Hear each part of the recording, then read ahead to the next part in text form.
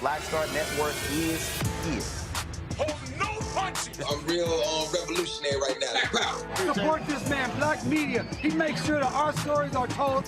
Thank you for being the voice of Black America, Roland. Stay black. I love y'all. All momentum we have now, we have to keep this going. The video looks phenomenal. See, this difference between Black Star Network and Black-owned media and something like CNN. You can't be Black-owned media and be scared. It's time to be smart. Bring your eyeballs home. You dig?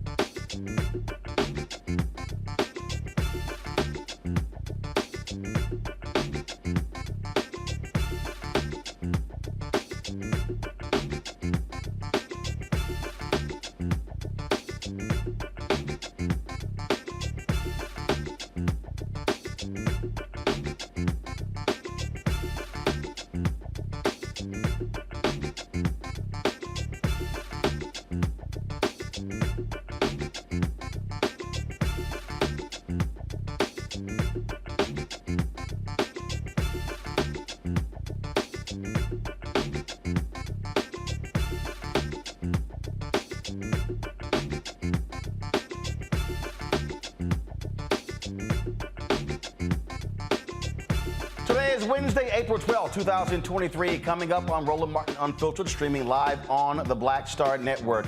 The family of Shanquella Robinson, angry at the Department of Justice, announced they are not going to charge anyone in the death of that Charlotte woman killed in Mexico. We will show you the news conference that took place today with the family's attorneys. In Shelby County, where Memphis is, unanimous decision. Justin Pearson heads back to the Tennessee State House after he was expelled by Republicans last week. We will tell you what happened and show you what took place today in Memphis. Cliff Albright, co-founder of Black Voters Matter, and Tequila Johnson, co-founder and executive director of the Equity Alliance, will be with us as well to talk about what's happening and what's next in Tennessee. In Missouri, Republicans there voted to strip all public libraries of funding. Yeah, this comes after much debate over the budget to eliminate a paltry $4.5 million for the state's libraries, diversity initiatives, child care, and pre-kindergarten programs. I'll talk to a Missouri state representative about what's happening in that nutcase of a state.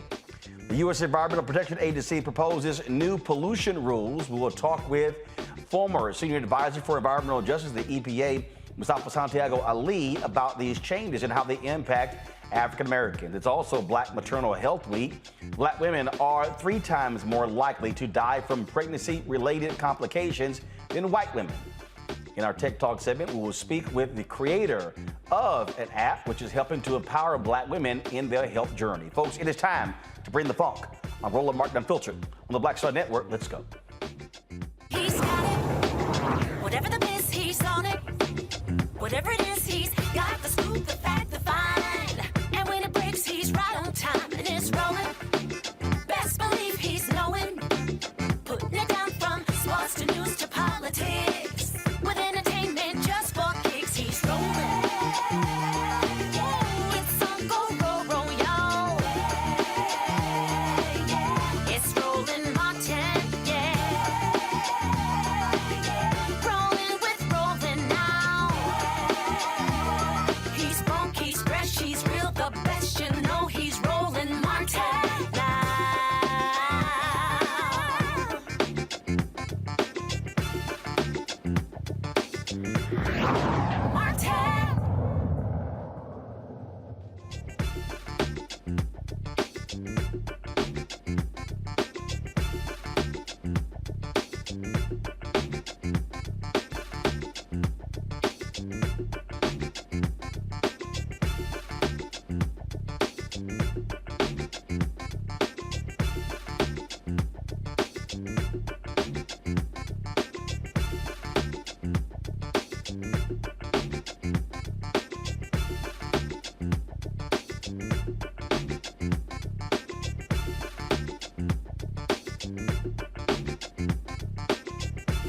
No charges. That is the DOJ's decision in the case of Shanquella Robinson, the Black woman who died while vacationing with associates in Mexico in October 2020. The DOJ says there is insufficient evidence to charge anyone for her death. The Robinson family attorney, Sue Ann Robinson, no relation, says the DOJ's decision is extremely disappointing. Why I say on behalf of the family, again, we're very disappointed, very deeply disappointed. But we're not deterred because it's something that we've seen before, and we know that we have to carve our own path to justice. Ms. Robinson knew that when she asked me to go on a fact-finding mission to Mexico, that we were obviously in a state of affairs where there's 2 different justice systems in America. And we know that in ours, we have to fight for our justice. We have to rally for our justice. We have to beg for the same constitutional rights. And Shanquella is doing that even in death. Even in death, she's having to fight for her rights as a U.S. citizen, as a victim of a crime. The U.S. authorities have to understand and have to know that even if for them it's not about Shanquella, that United States citizens cannot go to Mexico, commit a crime that we all saw on a video, and then come back to America and say, we're on base. we're safe, we're not going to be charged with a crime. That cannot be the message that the U.S. authorities want to send. So again, discrepancies in the autopsy results between Mexican authorities that we've been discussing, unfortunately, and not being discussed by the right individuals, have all been caused by delays. If it had been taken serious from the very beginning, if the internet and the people and social media didn't have to create the movement behind the case and the authorities would have gotten involved the minute the video surfaced, there wouldn't have been a delay. There would have been immediate statements taken from the individuals involved. There would have been time to take an immediate autopsy of the body before it was embalmed. All of those things would have been done, but because it was the death of a young, black, beautiful, brilliant, educated woman who was on vacation, justice was delayed. Robinson died on a trip with several associates. According to Mexican authorities, she was a victim of femicide and a hate crime by several individuals, including DeJuan Jackson, one of the people she was traveling with. Robinson's family subsequently received a death certificate that stated that she died of at least a dislocation. First of all, her brain was swollen, also a broken neck and spine as well. U.S. authorities conducted an autopsy on Robinson and, based on available evidence, have concluded insufficient evidence to support the prosecution. The DOJ has not provided details of their autopsy, although it is a crime to murder a U.S. citizen in a foreign country under the U.S. Constitution. The FBI has not called Robinson's death a murder. Mexican authorities ruled Robinson's death, again, a femicide. Robinson's family continues to seek justice, and they plan a march in Washington, D.C. to the DOJ on May 19th. Rebecca Patillo is host of People, Passion, Politics, News and Talk, 1380 WAOK in Atlanta. Rebecca Carruthers, Vice President, Fair Elections Center. Joe Richardson, Civil Rights Attorney. Glad to have all three of you here. Robert, I'll start with you. So the point that Sue Ann Robinson makes is that if authorities in the U.S. did not wait, they could have recovered critical evidence. But waiting and having to respond to pressure allowed those involved to, delete phone calls, text messages, potential evidence, and also not having a rigorous examination of Robinson's body. Your thoughts on this decision?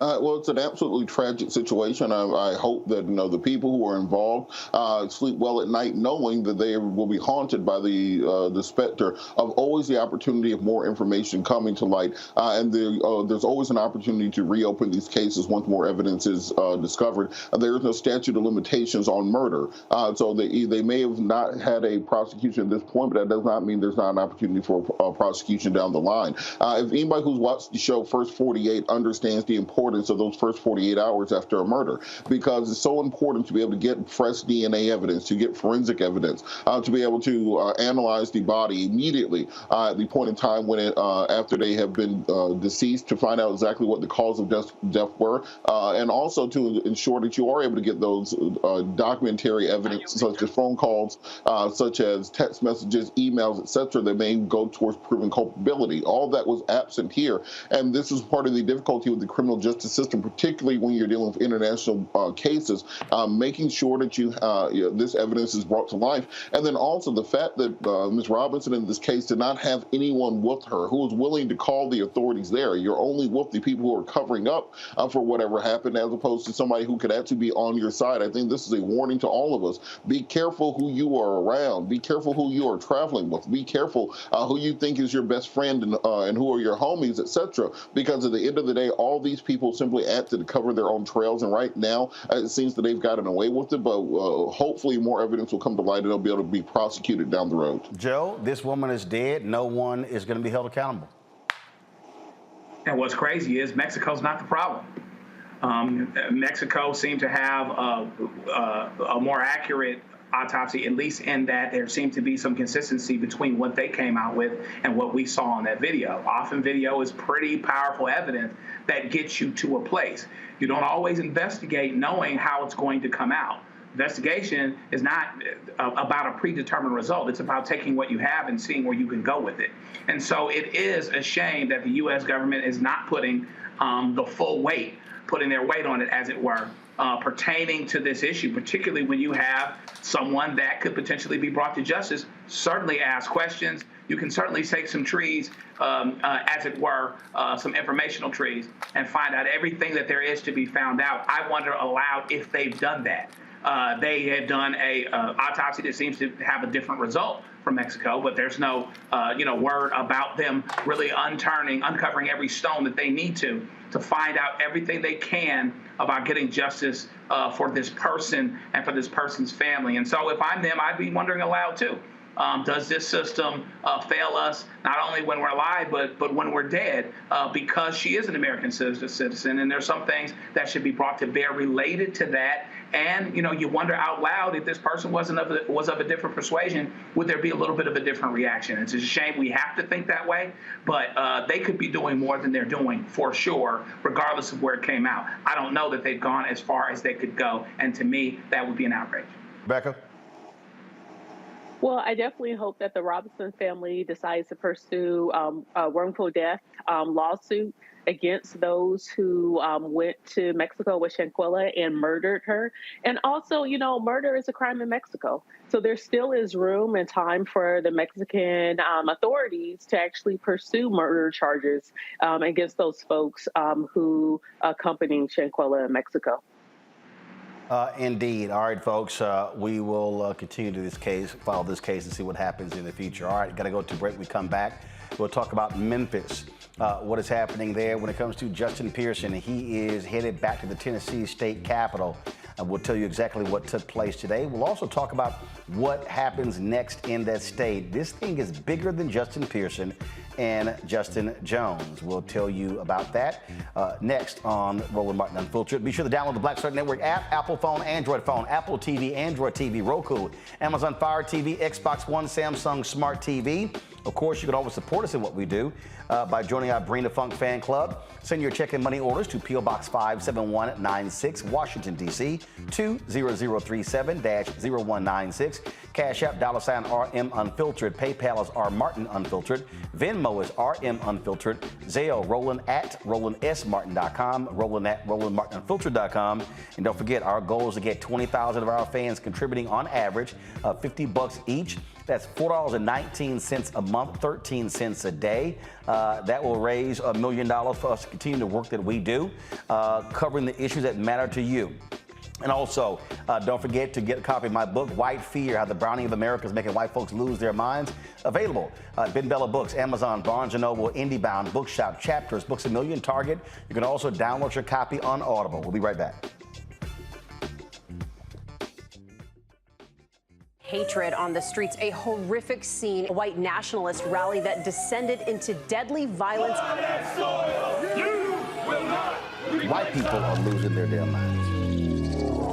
As an angry pro-Trump mob storms the U.S. Capitol, we've seen We're about to see the rise of what I call white minority resistance.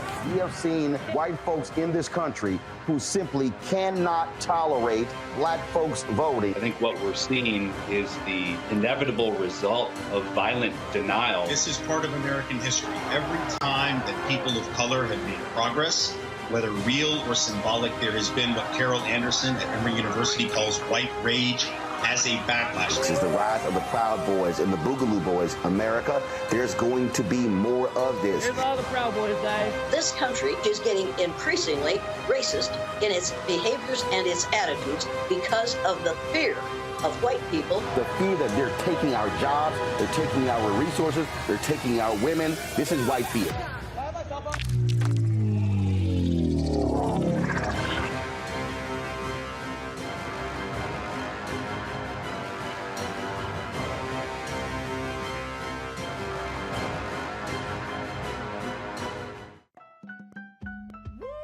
We're all impacted by the culture, whether we know it or not. From politics to music and entertainment, it's a huge part of our lives, and we're going to talk about it every day right here on The Culture with me, Faraji Muhammad, only on the Black Star Network.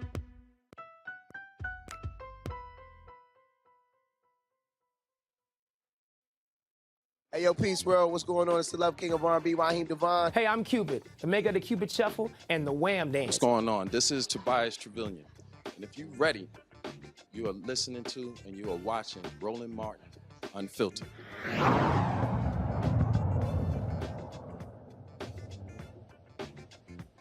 Well, folks, on Thursday, Republicans in Tennessee, they threw out two of three members who they tried to expel, both African-American, Representative Justin Jones of Nashville, Representative Justin Pearson of Memphis. Well, Justin Jones was restored yesterday in Nashville. Today, it was Pearson's turn. The Shelby County Commissioners voted unanimously to return Justin Pearson back to the Tennessee House. This is how he responded.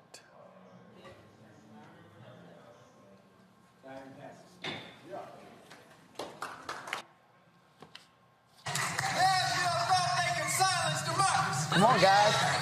But they didn't know the Shelby County Commission. Still with some courageous leaders. Who got threats of not giving us resources wouldn't stop. Who got threats about withdrawing funding or stopping funding wouldn't stop. They didn't know that Justin J. Pearson was only standing with the moral courage of people who he come from. Only standing with the moral courage that's built in Memphis, Tennessee. Built in Shelby County. With the moral courage of people. You know what it means to be in a fight. You know what it means to never quit, to never yield, to never bow, to never break, to never forget. That's who we are. And that's who we will forever be.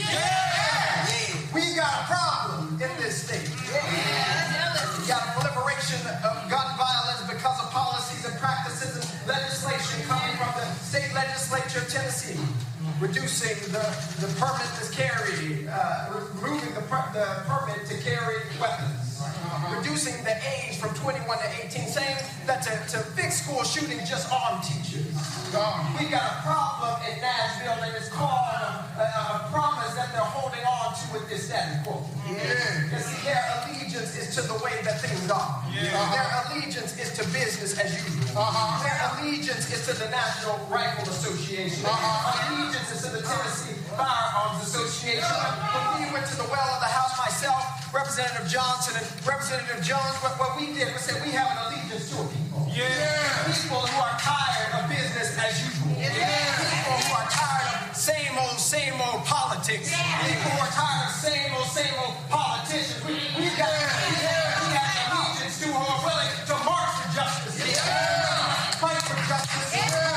Vote for justice. In that spirit, which I will head back to Nashville with. We have shown here in Shelby County, what we have shown here in Memphis, Tennessee, with my fiance, my brothers, my family, my parents, my family here, is that we do not speak alone. We speak together. We fight together. So the message for all the people in Nashville who decided to expel us: you can't expel hope.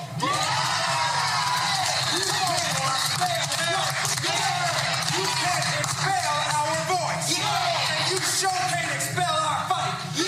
We look forward to continuing to fight. Continuing to advocate. Justice rolls down like water. Like an ever-flowing stream. Let's get back to work.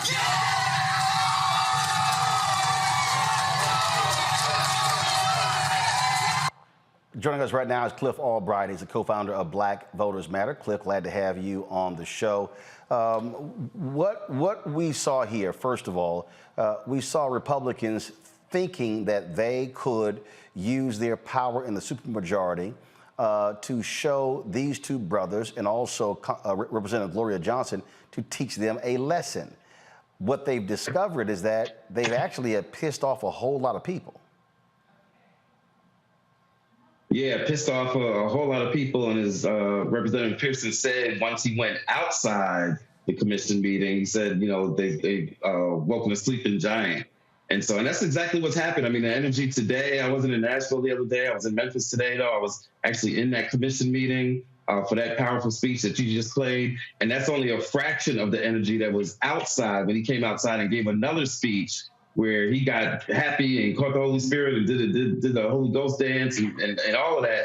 And the people were right there with him. There is so much energy right now in this city, and I dare say in this entire state, around this issue, around the power that the people have, because at the end of the day, it's the power of the people sticking with these two representatives, right? Recognizing their leadership and their courage, but sticking with them, refusing to be scared by the threats coming from the state of Tennessee, which had the audacity to say that they were going to cut off money to Memphis and Shelby County, but stood firm. The 7 commissioners in particular, please note that none of the Republicans even showed up for the vote, but that's okay because we didn't need it, because we got the majority, we had the votes. And so, yes, the energy here is just incredible, and that the challenge is going to be to continue this energy onto the issue that started this all, which was gun violence, and then all the other issues that Representative Pearson talked about today. He talked about environmental justice. In fact, he said this movement really started for the environmental justice issue when he and others came together to fight a pipeline that was going to come through Memphis, Shelby County. They won that battle in spite of opposition and big money that was behind that.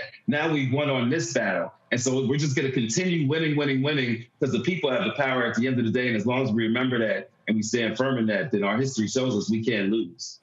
And that's the thing I want to focus on, because, again, I keep telling people, if you make it just about the two Justins, you lose sight of exactly what's going on. Reverend Barber was on this show 48 hours ago, and he said 75% of those Republicans in the legislature, they ran unopposed.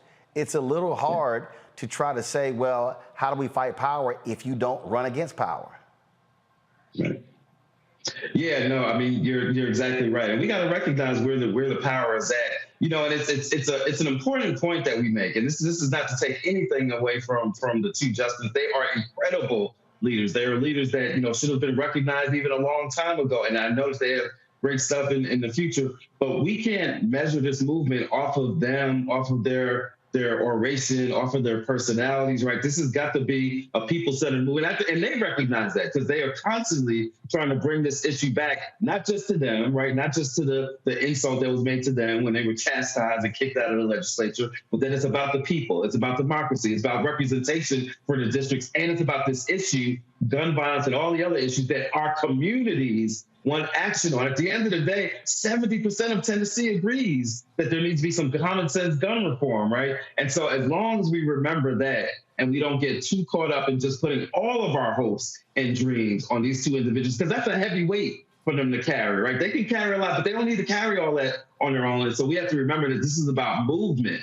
And as long as we do that, and as long as at the end of the day, there's a lot of cameras there that ain't going to be in Memphis come tomorrow, that aren't going to be in Nashville after this week. We know you and your crew will be there, because you're always going to be where our people at, where our issues at. But there's a lot of folks that are going to turn away from this after the next couple of days. But this movement is still going to be going on. And I think that we've got some leadership in the form of these two Justins and others within the city of Memphis that are doing incredible work that need to get our support, because they have been doing this severely unnoticed, severely under-resourced. That has got to change in terms of the way that the entire national progressive movement views the state of Tennessee. You're absolutely right. We were live streaming what took place in Memphis. Guys, go to my iPad.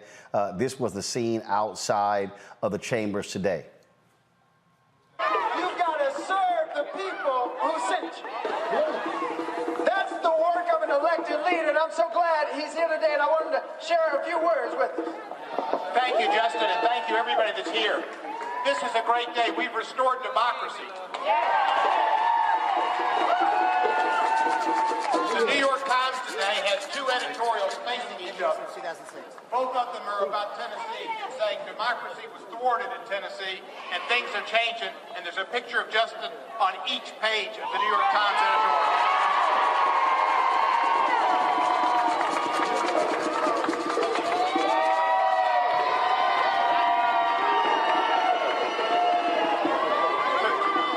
Today is Justin's Day. Today is District 86 Day.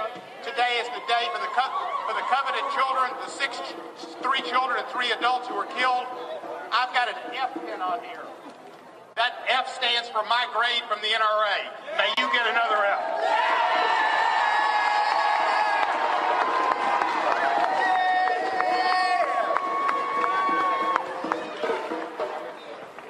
Now that the Shelby County Commission Commission done their job. I'm so glad we get to get back to doing our job.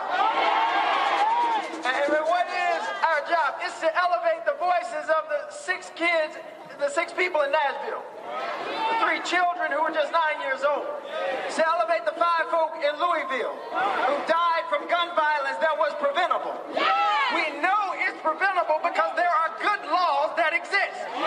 We know it's preventable because there are organizations advocating for the change of the law in order to save people's lives.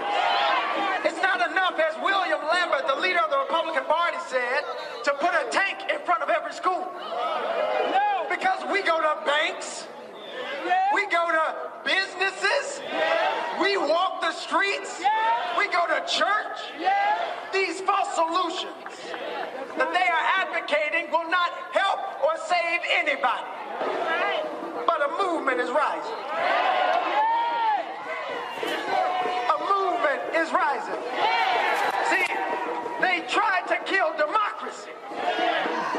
They tried to expel the people's choice and the people's vote. And they awakened a sleeping giant.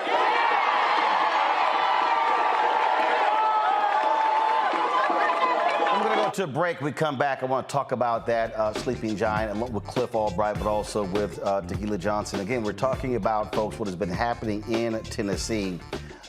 Because, trust me, it is a much bigger story, and we'll delve deeper when we come back. You're watching Roland Martin Unfiltered on the Black Star Network. Those of you who are watching on YouTube, please be sure to hit that like button, folks.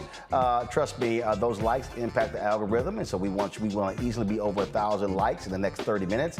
So if you're commenting, hit the like button. You can go back to commenting, and we'll be right back right here on the Black Star Network.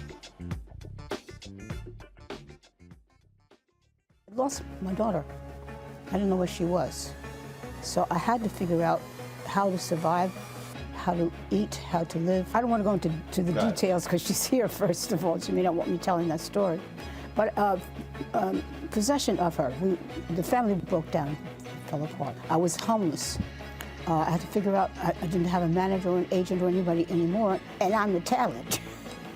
So I got to figure out how to be the agent. I had to figure out, how does business work?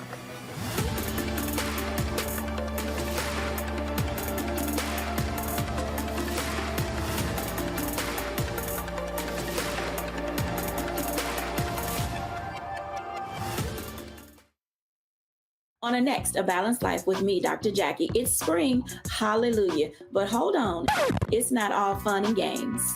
With the sun and the warmth comes the need to clean, the clutter, mentally, physically, emotionally, socially. All of those things need to happen. Getting rid of the clutter and clearing the cobwebs in our head and in our home. That's next on A Balanced Life on Black Star Network.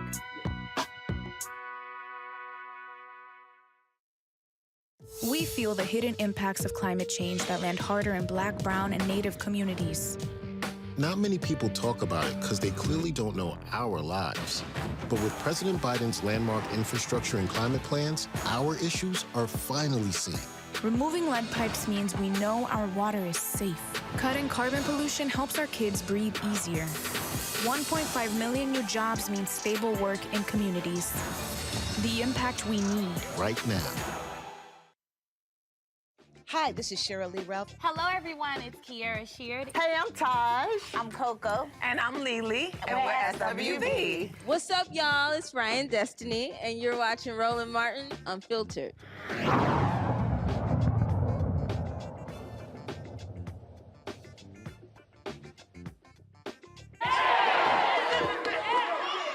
gonna build this movement. We gonna build this movement. We gonna build this movement. You and you and you and you and you and we gonna build this movement. Because Come back to Roland Martin Unfiltered. Cliff Albright, I know you got a plane to catch, so I want to get your comments before you got to hop on that plane. And that is, he talked about building this movement. And what I keep saying to people, this is, in order to fight back, you have to mobilize and you have to organize. This is not a situation where people can just be upset, pissed off, show up at rallies and stand with Justin Pearson and Justin Jones. No, that means showing up. Today's Thursday. That means showing up Friday, Saturday, Sunday, Monday, Tuesday, Wednesday, Thursday, Friday, Saturday, Sunday, Monday, Tuesday, because the election's not until next year. I mean, folks have to be prepared for the long haul. That's how change happens. That's right. It's for the long haul, and it's at multiple levels, right? Because we got to keep in mind, this is the same Memphis where I'm sitting today, where that rally and all this videos you've been showing. This is the same Memphis where the murder of Tyree Nichols took place, right? That is still unresolved, and there's still organizers that are catching hell because they're still trying to raise the issue of justice for Tyree Nichols and justice for our community. This is a sister organizer here, Sister named Amber, who's been kicked out of city council meetings, right, because of that issue, because of trying to get accountability. And so, you know, there's a whole movement taking place in this city. There's a whole movement taking place in Nashville, whole movement taking place in Knoxville that a lot of people don't know about because it's Tennessee, because it's a so-called red state. And we always say there's no such thing as a red state. There are only states that have been under-resourced and ignored. And so these groups, these activists, from Justin Jones, Justin Pearson, to all the others that are doing incredible work, this movement that Justin Pearson was talking about in that clip, this movement needs support. And so we want to make sure that folks that are watching Tennessee right now continue to watch, continue to engage, continue to send support, whether it's to the Pearson, to the Justin's campaigns, or to the other organizations that are doing work in the state, that people stay engaged, continue to share these stories, that they stay engaged, continue to make phone calls and sending emails to let that at all levels, including this legislature, that they're being watched. You know, part of what's happening right now is that people are learning about how undemocratic Tennessee is. It is the worst. There was a survey done that shows that Tennessee is 50th. It's dead last in terms of the nature of democracy. We've seen that, you know, you hear some of these Republicans that are saying, oh, you didn't have to go to the well, you didn't have to use a bullhorn, you could have just passed the bill. But there have been stories done showing the ways that the Republican legislators who control committees won't even let these bills be submitted, won't let amendments be submitted, won't bring things to a vote. And so a lot of what's been going on in Tennessee is being exposed. We need for people to continue to be passionate about that and to support this movement even after this week. And so if we do that, if we recognize the leadership, and there's great leadership, and if we get them the support that they need, then our history shows us there's nothing that we can't do in the state of Tennessee. This is the same Tennessee that gave us Diane Nash, that gave us a lot of the original SNCC organizers, right? That gave us, you know, FISC students and all of that. There's nothing, we can't just ignore that history, and we've got the ability to recreate that kind of a movement if we support these folks and if we join these justices and going to the well, right? We can't just go to the well once or count on them to go to the well. Right. We collectively have got to go to the well. And the support does not mean we're praying for you. It also means supporting with your dollars, your time, and your energy. Cliff Albright, we appreciate it, man. Thanks a bunch. Catch that plane. All right, man. Thank you, Roland. I appreciate it. Thanks a bunch. Let's go to Tequila Johnson. She is another organizer, co-founder, executive director of the Equity Alliance. She joins me from Tennessee. Tequila, are you there in Memphis? I am in Nashville. In Nashville. All right. Glad to have you on the show. And, of course, my panel is still with me as well, Robert, Rebecca, and Joe. Tequila, the thing that, and the reason we're staying on this is because I need people to understand both Justins were on this show before they were even in the legislature. And we've been talking about what's been happening in Memphis, what's been happening in Nashville, and all these different things like this. And so for the people who are watching, national media, they're going to leave. Let's just be real clear. MSNBC, CNN, all of them, they're going to leave. They're going to be gone.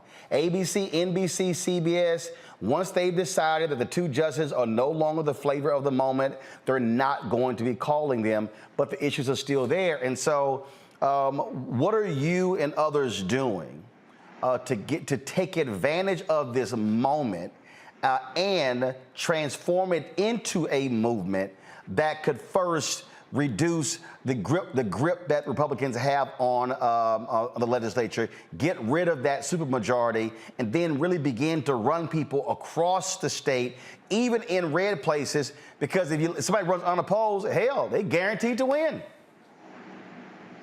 Yeah, so Roland, I always tell people like to say Tennessee is a red state. We're not a red state, we're a non-voting state. The largest voting bloc in Tennessee are the non-voters. I mean, we have on any given election less than 10% of Black Tennesseans turning out. And like you and Brother Cliff Albright stated earlier, this movement is going to take more than just Justin and Justin Pearson mobilizing people via action in the well. It's going to take us lacing our shoes up, getting out there in the streets, and bringing people one by one, vote by vote, brick by brick. And we've been doing that. And I said this yesterday on Twitter, and it caught a lot of fire, but it is so true. Tennessee is not a state that lacks strategy. We're not a state that lacks preachers or speakers. What we lack are servants and resources. And right now, every national media outlet, every national organization is pouring into Tennessee, and they're talking about what Justin Jones and Justin Pearson did in the well, but they're not talking about Justin Jones and Justin Pearson, the organizers. They're not talking about Justin Jones, who consistently went to the Capitol every week, every day, and I was there with him with students protesting to get the Nathan Bedford Forrest bus removed. They're not talking about Justin Jones, who has consistently, as a student, proposed policy to allow students to be able to use their their student ID to vote. They're not talking about Justin Pearson that took down a multi-million-dollar oil pipeline from coming through Shelby County. They're talking about the sexy moment that's happening right now. Yep. And so we can't stop right now. We got to keep going, because we know, just like we're out here organizing and all of the Democratic leaders are coming in, Friday we got Trump, Pence, and everybody else coming in, and they're not coming in with media. They're coming in with a fundraiser. And the thing that's important here is what you just outlined there. And I'm going to say this, and I need people to understand. There are a lot of Black politicians, even in the legislature, right now, who are standing with Jones and Pearson, but who were talking shit about them 2 weeks ago. There are a lot of them were telling them, hey, y'all need to calm down. Y'all need to stop, doing what y'all doing. And then they saw what happened. And when they were fighting that pipeline, it was a whole bunch of Black people, civil rights people, and politicians who were going, what y'all doing? So I just need people to understand, not everybody has been down with their activism. Absolutely. In fact, the Equity Alliance was one of the only organizations that came out and endorsed Justin Jones. And I can tell you, and I said this when I spoke at the rally, when Justin Jones decided he was going to run, I helped him by making phone calls, calling pastors, trying to bring other organizations along, because Justin has always had a commitment to movement building, and he just has that undeniable it factor and the morality that it takes to do bold things like go to the well. And I had a lot of people, and matter of fact, I'll be real with you, Roland, our organization lost resources because we put our name behind Justin instead of other candidates. And so on the stage, I looked everybody in their eyes and I told them, remember what I said. When we say bet on Black women, we don't just say that because we magical. We say that because we are proven to get results. Now look, people argued and said Justin Jones and Justin Pearson wouldn't get anything done in the legislature because they couldn't work with Republicans. Now at the same time, these same Black folk, as you stated, were trying to work with Republicans and didn't get anything done. Now we're in a place where they have literally mobilized hundreds of thousands, if not millions of people, Republican, Democrat, and independents, who care about these issues and that we can pull and reach and bring over. But like you said, Roland, we can't just be out here making speeches and every big name preacher want to get on the stage. We need people who are willing to lace their shoes up with us, go out there in the streets, get these people registered to vote, because we have more people, we have twice the number of Black people who are eligible to vote that are unregistered in Shelby County, which is Memphis, and Nashville alone to fill a governor seat. So that red state mess, that ain't flying with me. We are under-resourced. People haven't invested in Tennessee since the Obamas. And that right there is what I'm talking about. I'm constantly talking about that. I'm constantly saying, if we actually vote our numbers, if we vote, if we literally vote at just 70% of our eligible numbers, we could sweep elections. I got to go to break. We come back. My panel has questions. Rebecca, you're going to be first up, and Joe, Robert, because, again, I just need everybody listening okay? Being emotional is one thing. Being fired up is one thing. But I have to remind y'all what Dr. King always talked about. He said the focus is not on the march or the protest, is what happens after the march and after the protest. And this is also why black-owned media matters. I'm telling y'all, okay? And I've been watching all the networks, okay? Justin Pearson, Justin Jones, Gloria Johnson, Meet the Press, CBS, ABC, they all want them. I'm telling y'all right now, in fact, go ahead and write this down. It's April 12th, 6:43 p.m. Eastern. I can guarantee you, on April 19th, they are not going to have them on their networks. But we will. And that's what I need people to understand. You cannot build movements unless you also have black-owned media there, because trust me, they are going to pack their cameras up. Let's see how many of them are going to be there with Reverend Barbara and Moral Monday on Monday. I'm just saying. That's why you got to support us in what we do, folks. Look, the math is the math. Okay, when I'm always talking about this here right now, between YouTube and Facebook and all other platforms, let's just say you got 3,000 people, 4,000 people who are watching, but let's just say 3,000 people. If those 3,000 people actually supported this show to the tune of $50 each, and of course what we want for the course, that's what we ask for each person, that's $150,000. Because y'all, none of this stuff is free. And I'm telling you right now, if we don't support our own, we're going to be asking somebody else, hey, can y'all please show up? And then we wonder why the cameras are not there. Matter of fact, I'm going to try to find a photo from the NAACP convention. I think it was 2018 when we were in San Antonio. We were the only people who were on the platform. Or the next year when the candidates came, it was jam-packed. But in 2018, wasn't nobody there. Just trying to tell y'all how the game goes. Checking money orders. P.O. Box 57196, Washington, D.C. 20037-0196. Cash App, $RM Unfiltered. PayPal, R Martin Unfiltered. Venmo is RM Unfiltered. Zelle, Roland at RolandSMartin.com. Roland at RolandMartinUnfiltered.com. We'll be right back. When you talk about blackness and what happens in black culture, we're about covering these things that matter to us, speaking to our issues and concerns. This is a genuine people-powered movement. There's a lot of stuff that we're not getting. You get it, and you spread the word. We wish to plead our own cause. Too long have others spoken for us. We cannot tell our own story if we can't pay for it. This is about covering us. Invest in black-owned media. Your dollars matter. We don't have to keep asking them to cover our stuff. So please support us in what we do, folks. We want to hit 2,000 people, $50 this month, raise $100,000. We're behind 100,000, so we want to hit that. Y'all money makes this possible. Check some money orders. Go to P.O. Box 57196, Washington, D.C. 20037-0196. The Cash App is $RM Unfiltered. PayPal is R Martin Unfiltered. Venmo is RM Unfiltered. Zelle is Roland at RolandSMartin.com. Hi, I'm Dr. Jackie Hood Martin, and I have a question for you. Ever feel as if your life is teetering and the weight and pressure of the world is consistently on your shoulders? Well, let me tell you, living a balanced life isn't easy. Join me each Tuesday on Black Star Network for A Balanced Life with Dr. Jackie. We'll laugh together, cry together, pull ourselves together, and cheer each other on. So join me for new shows each Tuesday on Black Star Network, A Balanced Life with Dr. Jackie.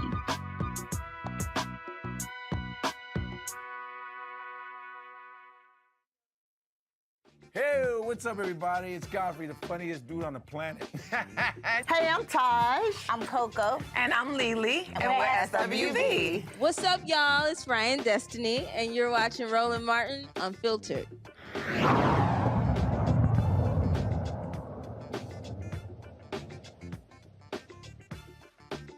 Welcome back to Roland Martin Unfiltered. We, of course, Tequila Johnson is still with us, activist there in Nashville, Tennessee. Let's go to our panel. Rebecca. Hey, Tequila. I lead a national voting rights organization. In fact, when Justin Jones was a student at Fisk, we actually represented him in court when he was fighting to make sure that students had the right to vote using student ID in Tennessee. My question is, 1 out of 5 Black adults in Tennessee are disenfranchised because of felony convictions. What is the plan, or what types of support does organizations like yours need in order to make sure that we could have more eligible Black voters in Tennessee?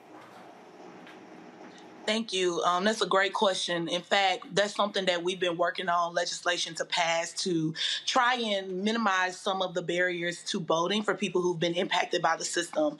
So if you guys don't know, I'm sure you know, but just for the audience, in Tennessee, we have about 500,000 people who've been released from whatever crime they committed. They have served their time, they've done their due diligence, and they still cannot restore their rights. We're also one of the only states in the country that views child support as willful unemployment when you're incarcerated. So in Tennessee, the average person who's being released from prison leaves with about $25,000 to $30,000 worth of debt.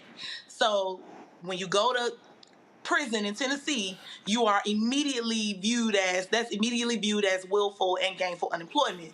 We have proposed several bills to try and remove that, and that has failed multiple times. So if you want me to be really honest, the plan that we've put in place is to try and build a database of as many people as possible. As we're out, my organization, the Equity Alliance, you may remember, Roland, from 2018, we registered 91,000 people to vote. We are all about getting people mobilized, organized, and building power. So we're out tabling, we're throwing parties, we're organizing club promoters, we're going to churches, we're going to laundromats, everywhere where people are registering them. And we always come in contact with people who need their rights restored. So we're putting them in a database, and within that database, we're reaching out to national leaders such as my mentor, Desmond Meade, and people like that to help us raise money to just one by one pay them off. We've proposed several bills. Many of them have been bipartisan, and each of them have failed. And we know why, because it's easier if people like me and people who look like me aren't voting than to get them voting. So the plan is to keep doing what we're doing. The only way we're going to pass legislation like student ID laws and voting rights restoration is to break up the supermajority. Let's see here. Robert, what's your question for Tequila? Absolutely. I think a big part of what has to happen, what we did here in Georgia, when we were in a very similar position of trying to transition the state from being theoretically on paper a red state, but demographically a blue state, as reaching out to young people. There are companies like Movement Labs that are working on revolutionary text message technology that helps to reach young voters. We did things such to put people on the ground in all 159 counties to register young people and African Americans to vote. What do you think it's going to take to motivate and to get the Democratic Party to invest in reaching out to all parts of the constituency base to get those people registered and get those people to the polls, because that's what it takes to kind of transition from being a quote-unquote red state to a purple state to a light blue state to a solidly progressive state?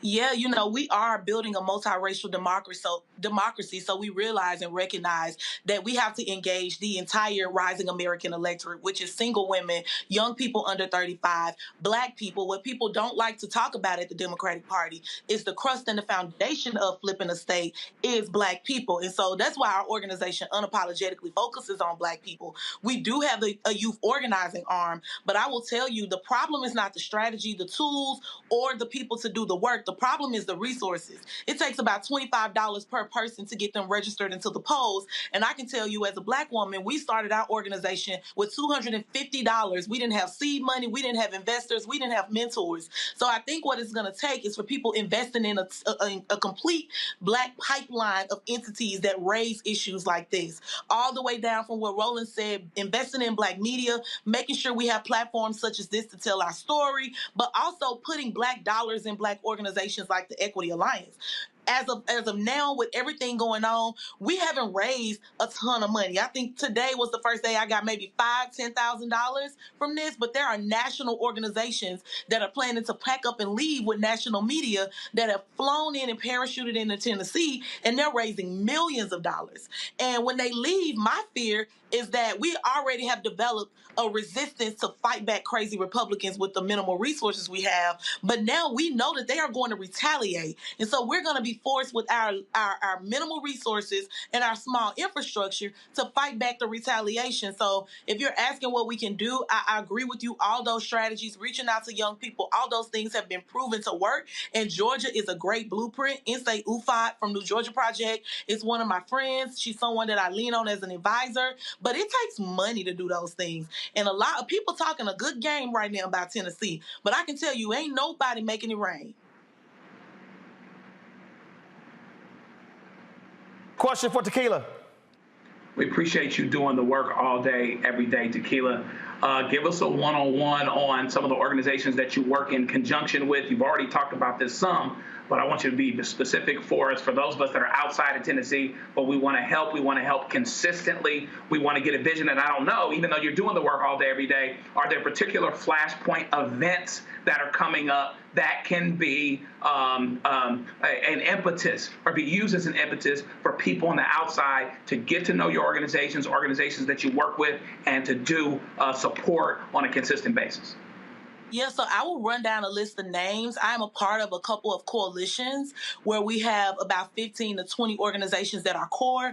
And we have also started to build our own Black Roundtable of smaller, more kitchen cabinet style organizations that maybe don't have the infrastructure. They don't have a 501c3, but we're bringing them in so that they can learn how to incorporate voter registration and civic engagement into their existing infrastructure.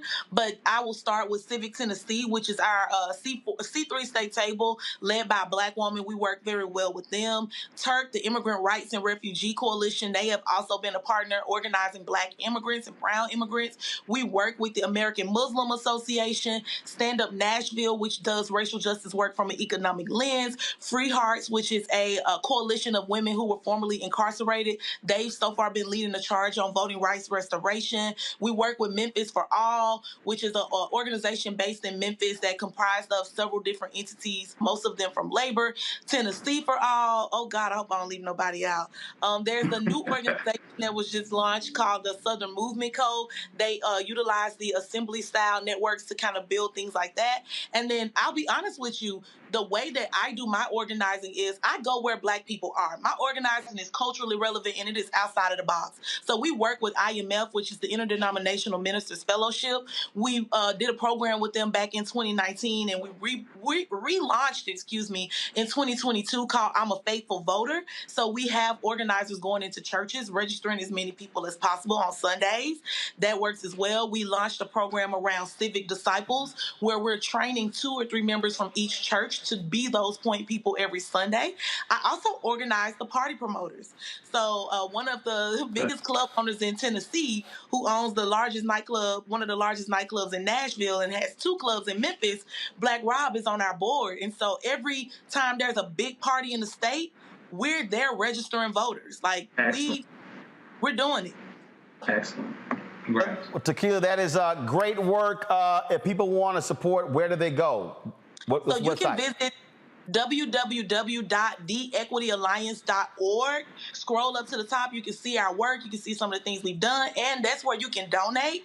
You can also reach out to us at the link at the bottom where you can email. We're on social media, very active. If you want to follow what's happening in Tennessee, you can go to The Equity Alliance on Facebook, and The Equity Alliance on Instagram, and The Equity Alliance 1 on Twitter. All right. Well, appreciate it. Thanks so much. Good luck. Thank you, Roland. I appreciate you. Absolutely. All right, folks, got to go to a break. We'll be right back. Roland Martin Unfiltered right here on the Black Star Network. Next on the Black Table with me, Greg Carr. Dr. Kwasi Kanadu, author, scholar, and healer. He is one of the truly representative thinkers and activists of our generation. I had a dream, a particular night, and when I woke up, several ancestors came to me, and they came to me and said, "We really like what you're doing, but you have to do more." His writing provides a deep and unique dive into African history through the eyes of some of the interesting characters who have lived in it, including some in his own family. The multi-talented, always fascinating Dr. Kwasi Kanadu on the next Black Table here on the Black Star Network. On the next Get Wealthy with me, Deborah Owens, America's Wealth Coach, have you ever had that $1 million idea and wondered how you could make it a reality? On the next Get Wealthy, you're going to meet Liska Askalise, the inventress, someone who made her own idea a reality and now is showing others how they can do it too. Positive, focusing in on the thing that you want to do, writing it down, and not speaking to naysayers or anybody about your product until you've taken some steps to at least execute. Liska Askalise on the next Get Wealthy, right here, only on Black Star Network.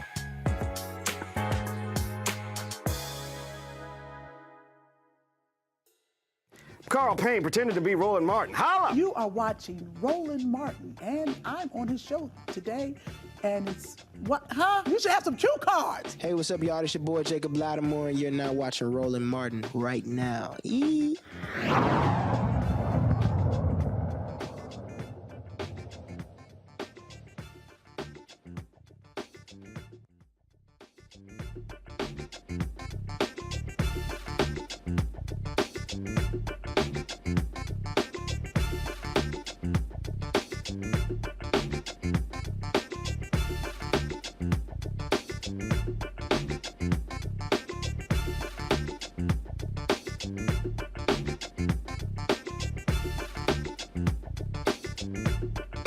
All right, now I told y'all what's happening with these Republicans all over the country and the crazy stuff they are doing.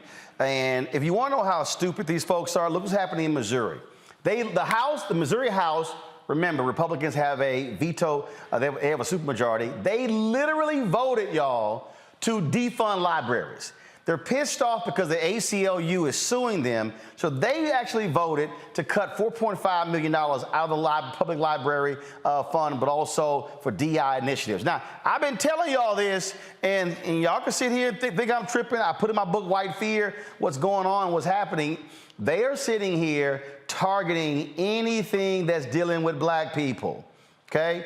And all you white gay folks, y'all better understand, they coming after all y'all too.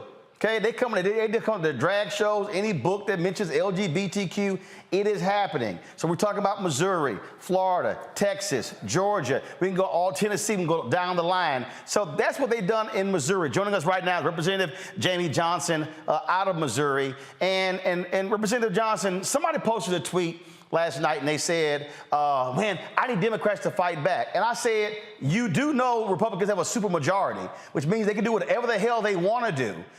So just tell folks just how crazy it is in Missouri with what they're doing. Rolling. There we go. I can hear you now. I got you. Do you hear me? Uh-oh. No. I can hear you. Go ahead. I can hear you. I can hear the producer, but I can't hear you guys. Okay. I can hear you. You okay, I can hear you now. There we go. Perfect. All right, good. So yeah, just let people know literally how crazy things are in the Show Me State. Yes, absolutely. So it's kind of wild here, and I would posit that this is happening in supermajority states all over the country.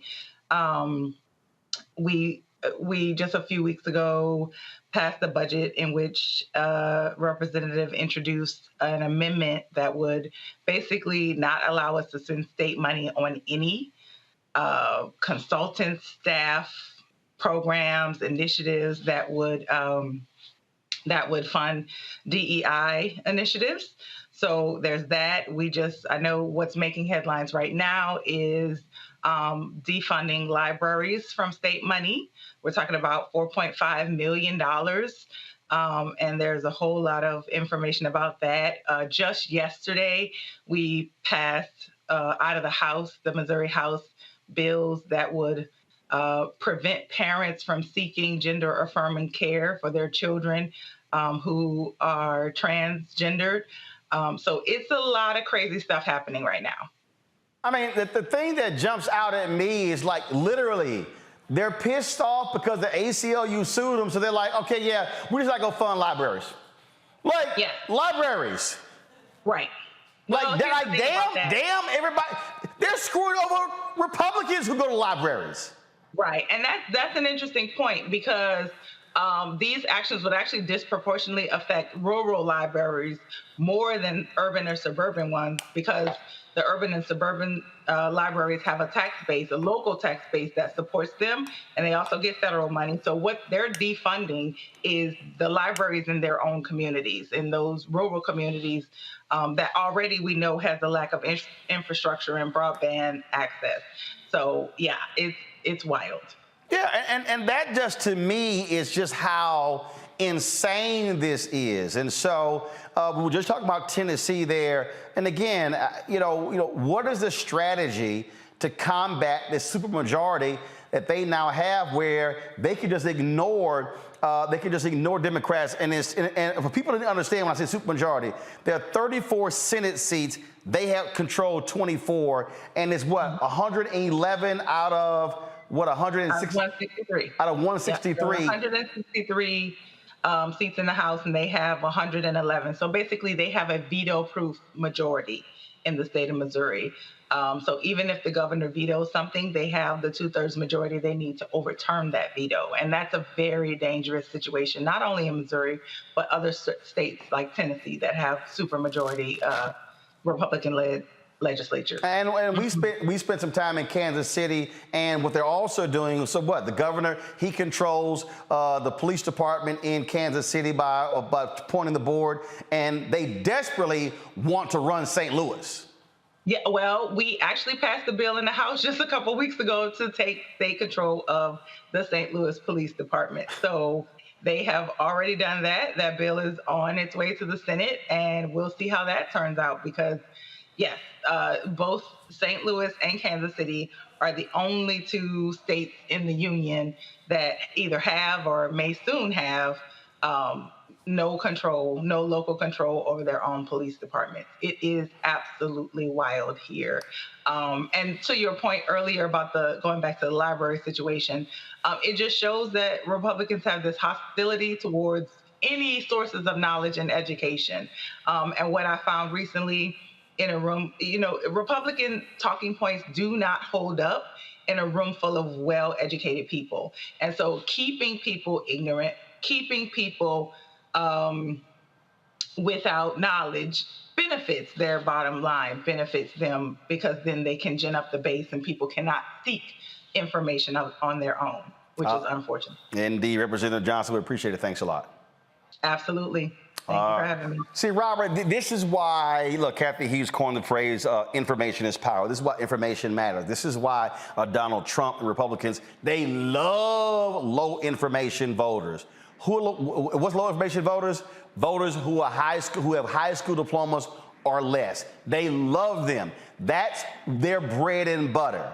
And so they do worse when it comes to some college or college educated. That's who they're targeting. Yesterday, I broke down the right-wing site Rumble signing DJ Academics to their platform because you know what they want? They want low information black men.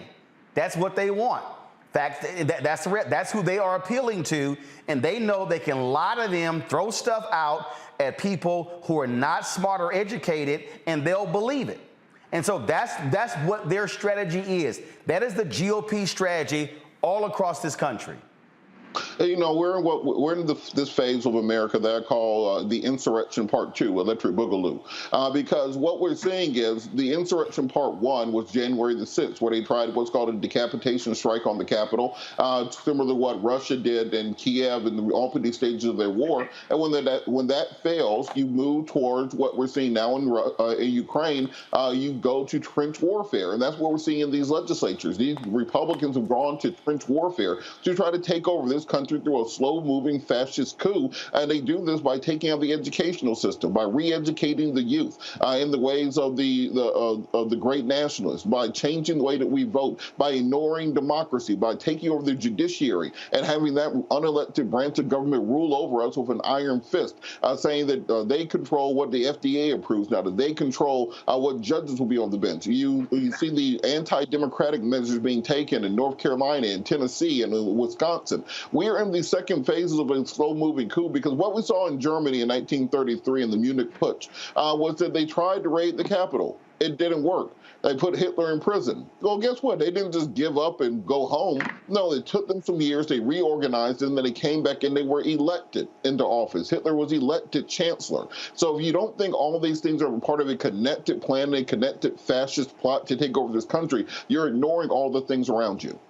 This is why, Rebecca, all these people, and I love these people who sit here and want to say, oh, you're this, you're that, you're a Democratic shield. Dumbasses. I'm trying to explain to y'all. If they want to defund libraries, they don't want folks reading. If they are sitting here, again, they love talking about Democrats want to defund the police. They're on Capitol Hill talking about defund the FBI. Robert talked about Insurrection 2.0. People need to understand, when did this whole really insurrection thing started? Waco. What did Republicans do? They defunded the ATF. They literally would not even confirm a permanent director for the ATF. That's law enforcement. And so these are the people who, is you take how crazy they are about guns. This is how nuts this is, Rebecca. The mayor of Louisville, guys, find me the clip. The mayor of Louisville had a friend die in that mass shooting earlier this week. They have a law. The law in Kentucky says Louisville cannot confiscate that AR-15 and melt it. The law in Kentucky says they have to auction it off. That's how nuts these people are. Play it. Second thing, and to those in the national media that are joining us here today, this may be even more shocking than it is to those of us locally who know this and are dealing with this. But under current Kentucky law, the assault rifle that was used to murder 5 of our neighbors and shoot at rescuing police officers will one day be auctioned off. Think about that. That murder weapon will be back on the streets one day under Kentucky's current law. My administration has already taken action to remove the firing pin before turning confiscated guns over to the state, because that's all that the current law allows us to do. Utterly insane, Rebecca. Well, I want to see leadership here. Okay, cool. The law says that Louisville can't do anything with that gun, but turn it over so it could go and be auctioned and then put back on the streets. If I was the mayor of Louisville, I would take that gun and I would melt it and then see what happens. Like, what are they going to do? Are they going to throw them in jail? Like, we need to see some civil disobedience, and we need to see some challenges when we have nonsensical laws in our country. I don't just buy there's nothing we could do because it's against the law. At some point, we do need to see our elected leaders standing up and making a point that enough is enough. We're not listening to this anymore. I'm with you. Melt the some bitch live on TV. Absolutely. And say, I dare you to do something. Absolutely. FAFO, what are you going to do? Stop me from doing this? Even if you throw me in jail, there's one less AK-47 that's on the streets. Great. Especially, it wouldn't even take having a loved one or a close friend who was killed. But this is simply, we need to see, especially on the Democratic side, we need to see leadership. We can't just have this feckless behavior anymore, because we're now in a crisis in this country. Things are getting just too weird and too nonsensical, and we need to see folks on the progressive side start to stand up and start to fight, because that's also how you engage people. Like, we talked about what's going on in Tennessee, and we see lots of emotion, lots of enthusiasm. All that stuff is great, but now we need to see action. That's how you galvanize and get people pulled into our system, get people to say, hey, I actually want to support you because you are doing something that's beneficial to my community.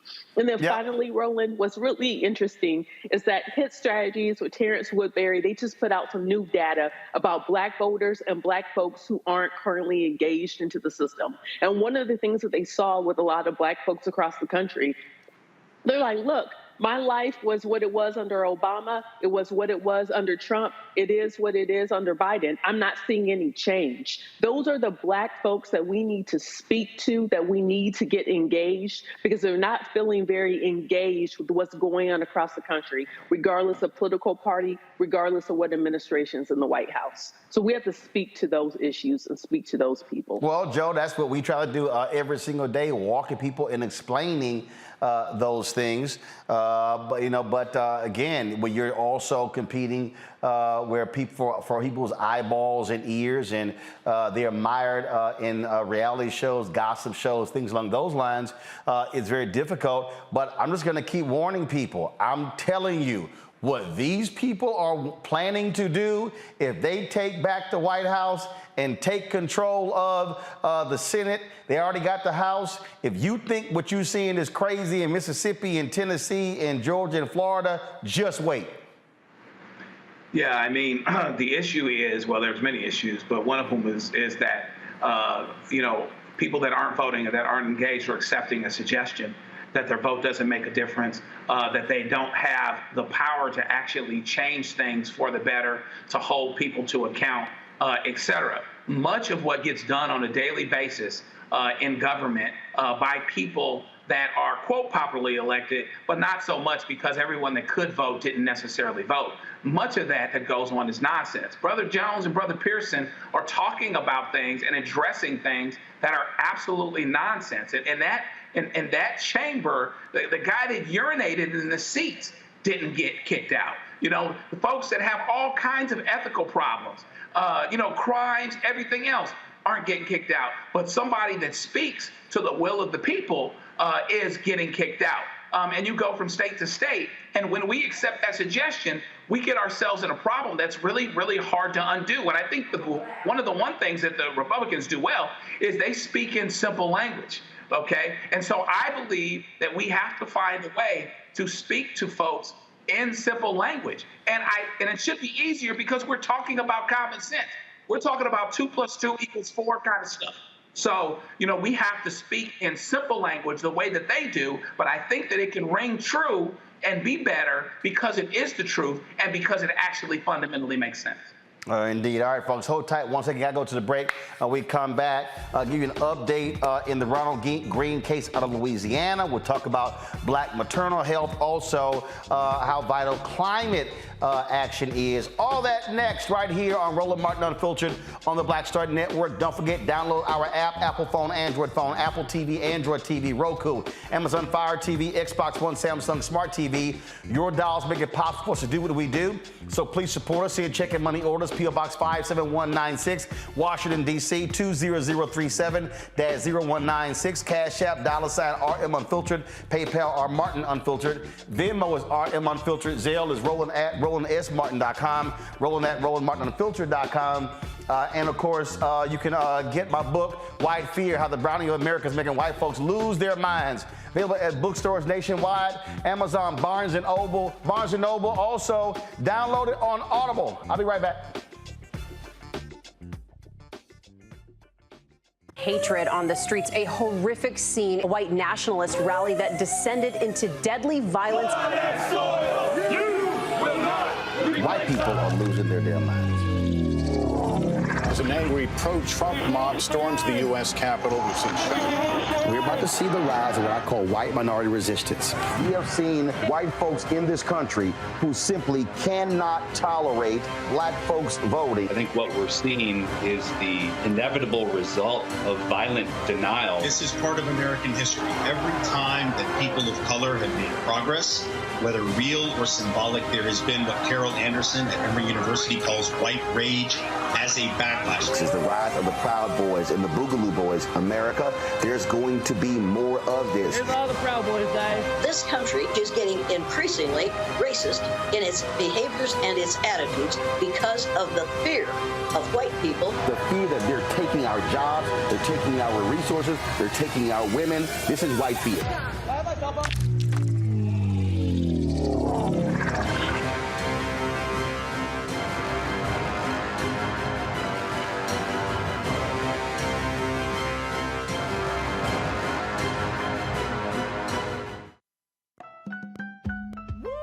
We're all impacted by the culture, whether we know it or not. From politics to music and entertainment, it's a huge part of our lives, and we're going to talk about it every day right here on The Culture with me, Faraji Muhammad, only on the Black Star Network.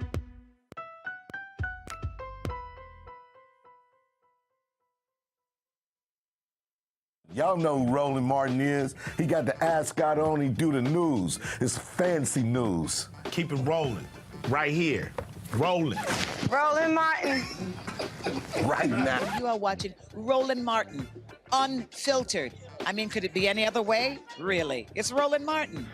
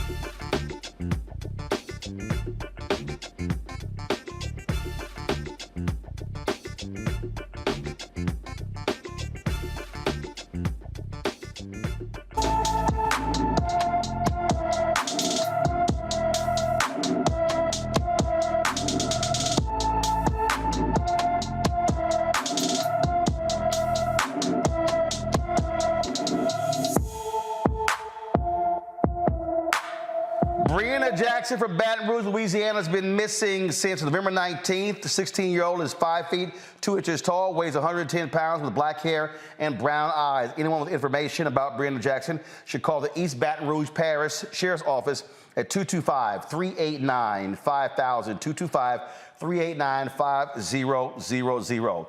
The 5 white Louisiana state troopers who were involved in the death of Ronald Green pleaded not guilty to charges for their alleged roles in his May 2019 death. The officers appeared before a 3rd Judicial District Court judge on Tuesday to hear the reading of the charges. Trooper Corey York faces a negligent homicide charge and 10 counts of malfeasance in office. The 4 other troopers are charged with malfeasance and obstruction of justice. A 6th trooper, Chris Hollingsworth, died in a car wreck before charges were filed, but admitted to beating Green with his flashlight. Green died after leading troopers on a vehicle pursuit that ended with him crashing into a tree in rural Union Parish. The troopers' body cameras showed Green being beaten, kicked, dragged, and shot with stun guns. State police in the initial autopsy attributed Green's death to the car crash, but a review of the forensic medical report led to a different conclusion. Details of the fatal incident didn't emerge until Green's family sued state police for his wrongful death. The next court date, it will be on May 12th. In El Paso, the police department is reviewing a cell phone video depicting officers during a violent arrest of 3 young men.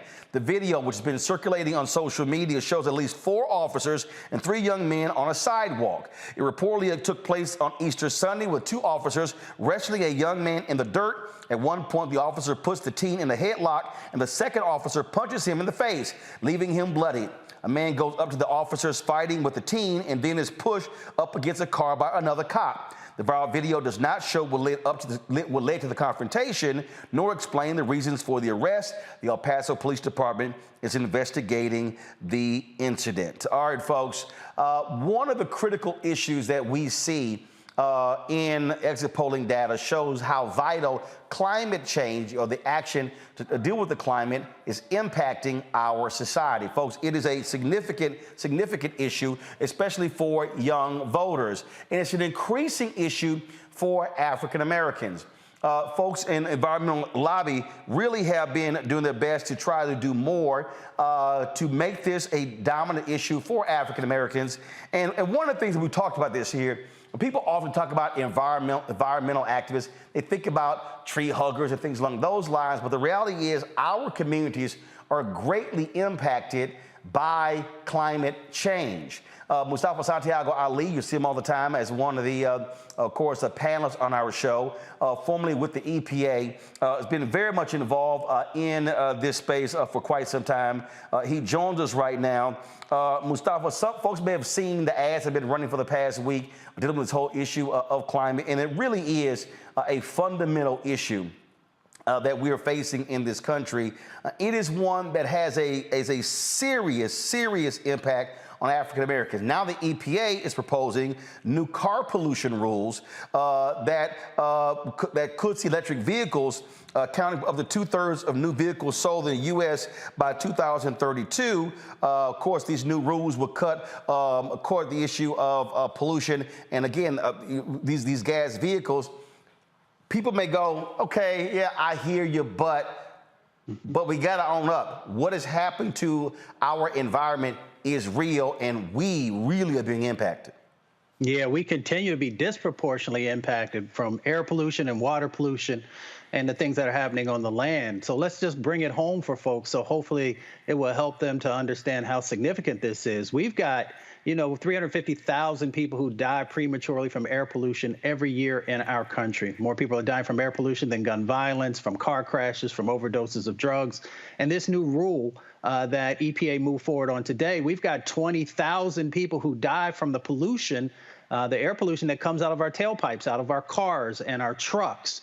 And tied to that in our communities is elevated levels of asthma and emphysema, lung cancer, heart disease, and a number of other medical conditions. So often when we see these disproportionate public health impacts in our communities, it's tied to the pollution. It's tied to, the food that we have in our communities and the food deserts. So this is critically important to help to protect our lives. It also is going to create jobs. It is also going to help us to deal with the climate crisis, because we know that our communities are hit first and worst when we see both the hurricanes and the floods and the wildfires and these extreme heat events. All of this is tied to pollution, to fossil fuels. And that's why this particular set of actions today around both the light-duty vehicle and heavy-duty vehicles is critically important, because it helps us to lower those emissions and begin to heal our communities.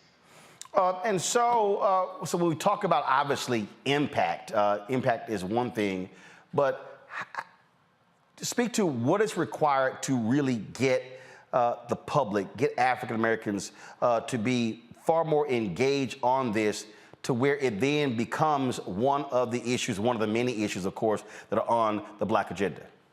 Well, we just always got to bring it home to the things that are going on inside of our communities, whether it's our children. We know that we've got 24, 25 million folks in our country who have asthma, 7 million kids, and disproportionate is African-American and Latinx folks. The ones who are going to the emergency rooms and the ones who are losing their lives. Many of us work outdoors in the environment. So this pollution is impacting us first by what we're breathing in, then it's impacting us by it's raising the temperatures. So it's making it more difficult for us to be able to work. We know pollution also lowers the days that you can make it to work. It lowers the days that people end up missing school.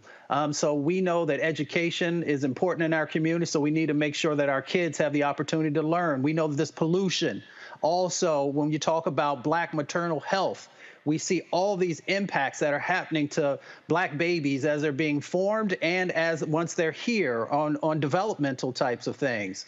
So if we care about our communities, if we care about the women in our lives, if we care about these economic opportunities that are being stripped away from our communities because of exposures, then we have to get engaged. And there are now resources to actually help us to be able to make the change. Joe, your question for Mustafa.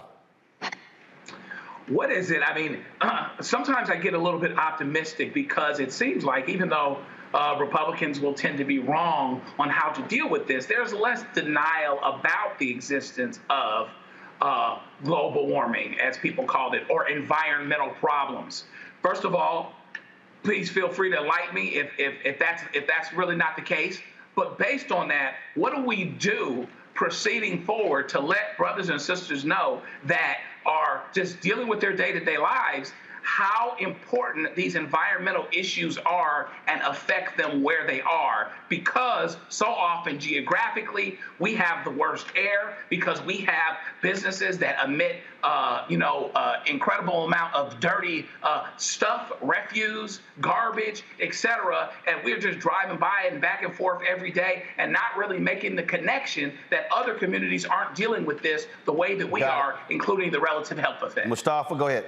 Well, that's why the Roland Martin Unfiltered show is so incredibly important in the Black Star Network, because it's one of the few locations where we actually unpack what's happening inside of our communities, both, from the impact side of pollution, but also on the opportunity side of the jobs that are in this space and the business ownership. So we have to have more entities that are actually bringing forward our voices, those who have expertise to walk folks through what's going on. The other part of it is also tying our vote to these sets of opportunities and challenges that are going on and helping people to understand the power that exists to be able to make change happen and to make change on both the legislative side of the equation, on the courts as well, who interpret the laws that are put in place. So we have that, but you've got to have entities that are willing to have real talk with people to unpack it and to bring it home for individuals, because not only are we shortening our lives, but we're losing out on huge amounts of resources that are in this place. And I'll just hit the last point that you asked as well. We still, unfortunately, have too many Republican brothers and sisters who will either say climate change is not real, the impacts that are happening in our communities are not real or not happening to the level that they are. And evidently it's because they don't understand science. They don't understand the research that has been done by numerous different organizations and entities, or they just don't care about our lives inside of our communities and refuse to do the actions that are necessary. Rebecca.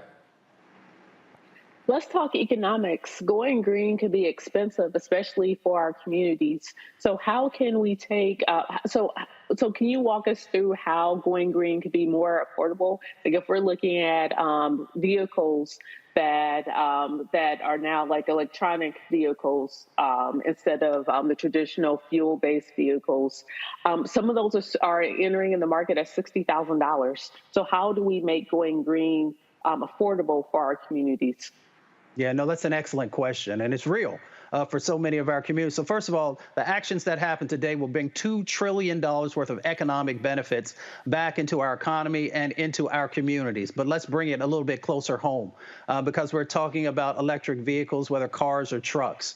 There is a $7,500 tax credit that is a part of the most recent, not bipartisan infrastructure bill, but the Inflation Reduction Act that will help people to find EVs more affordable. But it's not just about EVs. It's also about buses and other types of vehicles that are important inside of our communities for those who are not interested in driving or interested in having an electric vehicle. So those rebates are going to be critically important, both for local governments and individuals to be able to afford what's going on in this space. It will also lower our healthcare costs. And And we know that for lots of families who are trying to keep food on the table and keep the lights on, healthcare costs can often be a budget buster.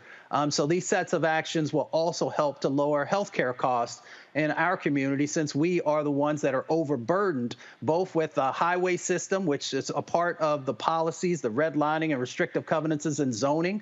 And we all know the history that's in that space. And then also inside of the Inflation Reduction Act is opportunities for energy efficiency and resources that are there to help you swap out your heat pump or to get a newer and more efficient stove, a number of different things that move folks to more electrical sort of sets of opportunities that are in space, and there are resources for that. But we still have work to do, because we believe in real talk here on this show. And for those who are renting, we know that some of those benefits never make it to those communities, and that's where community solar and a couple of other things come into that space to be able to help folks. Robert? How can we better educate people about this confluence between gentrification and environmental racism? When many cities were created, heavy industry was settled to the outskirts of the city. So you had rail lines, you had chemical factories, you had your salty, coal for the winter time, etc. They were stored outside of the city, outside the city limits. But now that more people have gentrified inner cities and destroyed low-income and African-American housing, more of our communities are moving out to those very areas and creating communities right at the foothills of landfills and by high voltage power lines. How can we better educate people about the dangers of these areas, and then also better regulate to ensure that we are keeping people safe and they're not simply searching for low prices at the risk of their health long term? No, that's an excellent question. I think we do some of that by forcing and working with the folks who are in the real estate industry. They have to share some things around lead, but when it comes to many of these other public health impacts and toxic impacts, they don't have to share that data. We also got to work more effectively with our civic organizations and social organizations to make sure that they are also sharing the dynamics that are happening in this space. A couple of our fraternities and sororities have done some work, but we need the Divine Nine and others to do a stronger set of messaging and education to help folks there. The other part that I'll raise back again is that we've got to have more shows like this, more networks like this, helping to make the connections for our folks. And if we do that, then I think folks will be enlightened when they utilize their vote, so that we can make sure the additional resources and educational opportunities are also built in both state and federal legislation.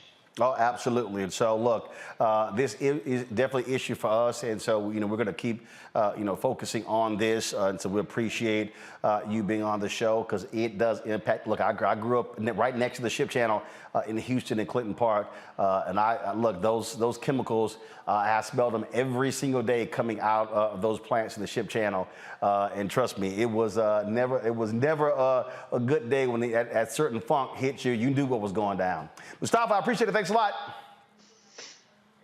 All right, folks, going to a break. We come back. We're talking maternal health. Also, Senator Tim Scott forming a exploratory committee to run for president.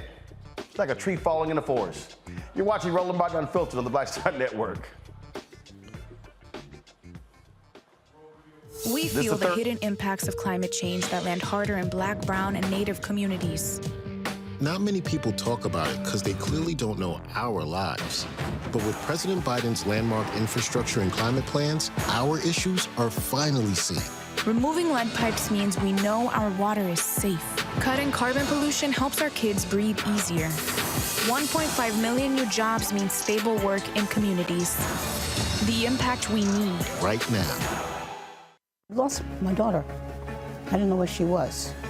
So I had to figure out how to survive, how to eat, how to live. I don't want to go into the details because she's here, first of all. She may not want me telling that story.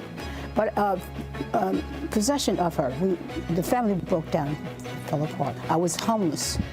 I had to figure out, I didn't have a manager or an agent or anybody anymore, and I'm the talent. So I got to figure out how to be the agent. I had to figure out, how does business work?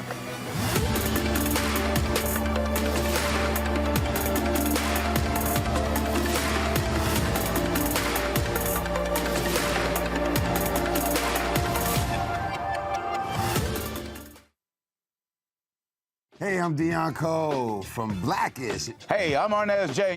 Black TV does matter, dang it. Hey, what's up, y'all? It's your boy Jacob Lattimore, and you're now watching Roland Martin right now. Stay woke.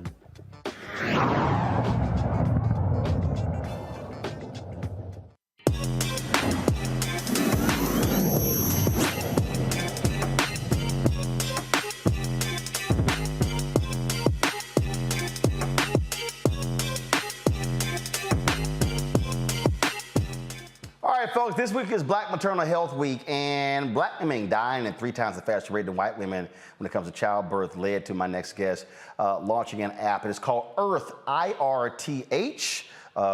No B, but it's Earth. Kimberly Seals Allers created this.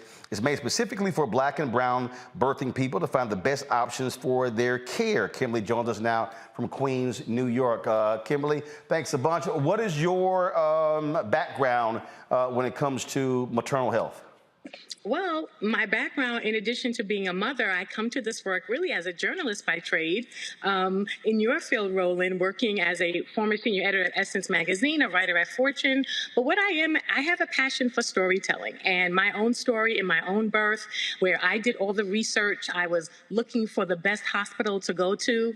I read all the ratings and reviews at that time, and none of it really applied to me. I walked out of that so-called highly rated hospital feeling disrespected, traumatized, and unseen. And what I realized was that people are not being treated the same way, even as the same place. So I created Earth, which is like the word birth, but we dropped the B for bias, really for us to be able to see the reviews of other people just like us. Cool. Now, you launched it when? So it opened in the app stores back in March of 2021. So we're coming on 2 years now, still a baby. Gotcha. And how's the growth been? So the growth has been great. We are excited to see our users grow about 60%. We now have reviews from over 47 states. And so more importantly, we turn these reviews into data on the back end to work directly with hospitals, payers, and providers to help them learn from the living instead of waiting for another Black maternal death to realize that they have problems on their team or even bias on their staff. And so we are working with several hospitals around the country who really have recognized that they need to learn from our lived experience and not just learning from the, dire maternal mortality, morbidity statistics. Absolutely. Rebecca, I'll start with you. Great. Can you talk more how we can use technology to help figure out how to make sure that birthing persons, especially Black birthing folks, are able to have a successful and healthy birthing process, both prenatal and postpartum? Absolutely. I think technology can really leverage our power. As you know, I have a story. Someone may have a story. Everyone has a story. But what if we use technology to put all these stories together, leverage our power as consumers, and then on the back end, that technology allows us to turn that into data so we can actually improve care, that we can actually extract lessons and action plans as we develop and work with hospitals where they are literally learning from the lived experience. That's the power of technology, because it allows us to actually shift the power dynamics. Instead of Black and brown people being the victims of the Black maternal mortality crisis, with our tool, they are agents for change, right? We are powerful people as consumers, and we've seen what publicly shared ratings and reviews have done to other industries, and we think technology can help us leverage consumer power to bring that same dynamic to the health systems and address some of those power imbalances that have contributed to systemic racism and, quite frankly, the treatment of Black women in hospital systems. Joe? I'm thrilled with the work you're doing. I appreciate that. My sister-in-law is a doctor, and so we talked through some of these things. Kind of building on the question that was asked before, are you finding, obviously as an information provider, trained as a journalist, you're getting the information. People are saying, this is my experience at this place. Interesting how it varies from place to place and at the same place from persons to person.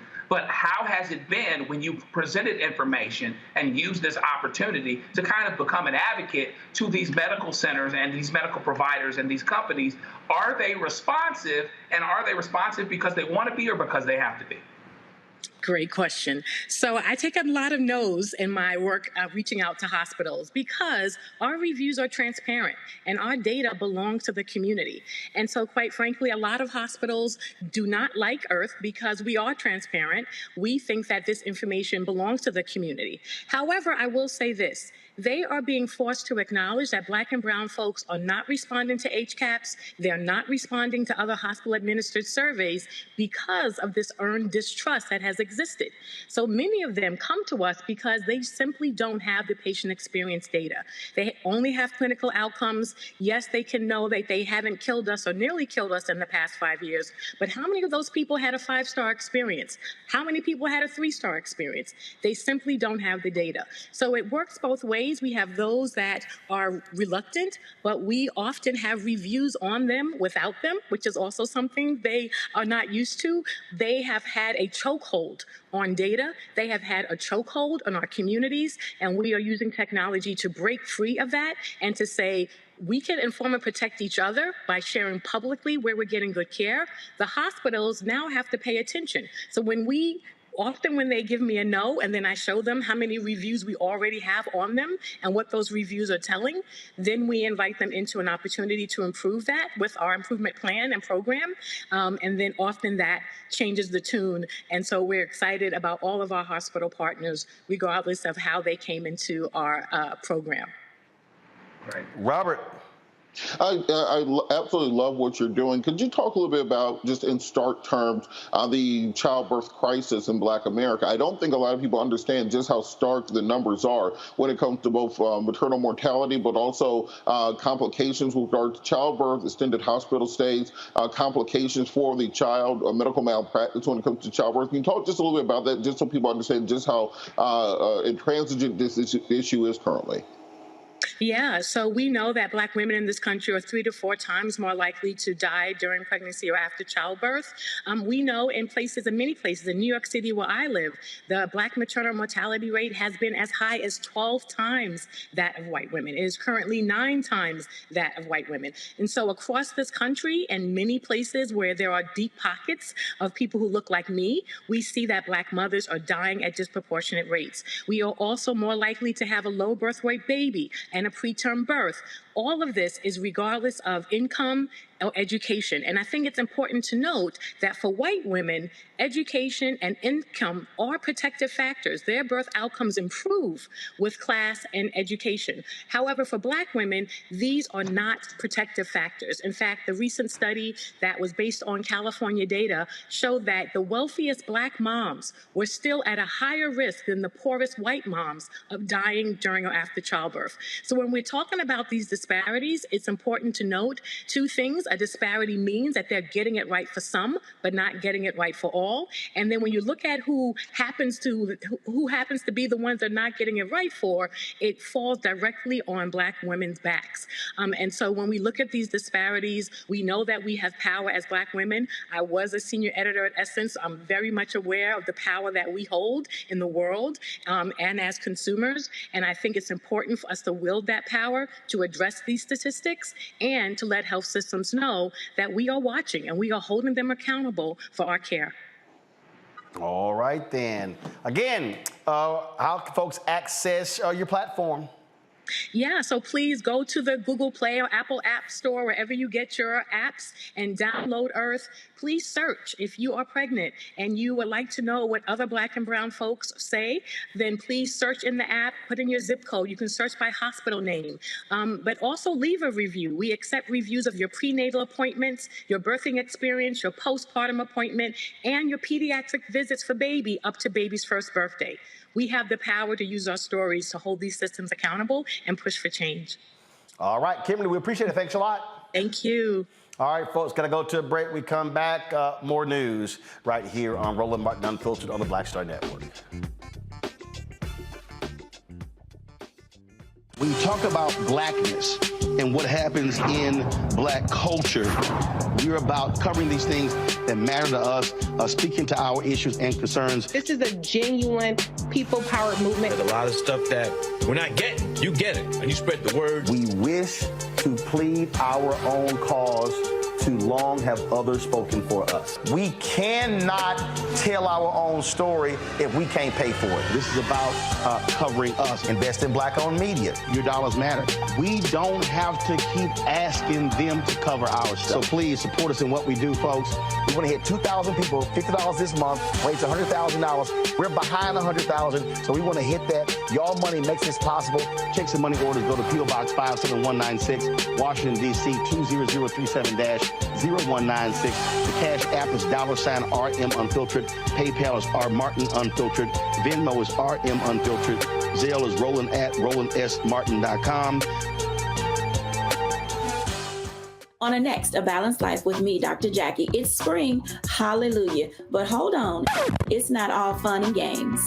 With the sun and the warmth comes the need to clean, the clutter, mentally, physically, emotionally, socially, all of those things need to happen. Getting rid of the clutter and clearing the cobwebs in our head and in our home. That's next on A Balanced Life on Black Star Network.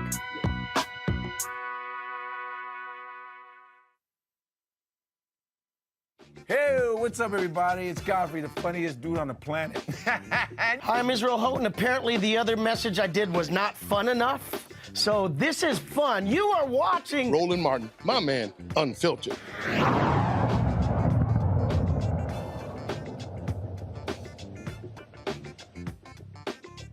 All right, y'all want to see some silly shit? Look what the hell Tim Scott put out to announce his presidential exploratory campaign. On this day, April 12, 1861, in this harbor, the first shots of the Civil War were fired, and our country faced the defining moment. Would we truly be one nation, under God, indivisible, with liberty and justice for all? America's soul was put to the test, and we prevailed. Today, our country is once again being tested. Once again, our divisions run deep, and the threat to our future is real. Joe Biden and the radical left have chosen a culture of grievance over greatness. They're promoting victimhood.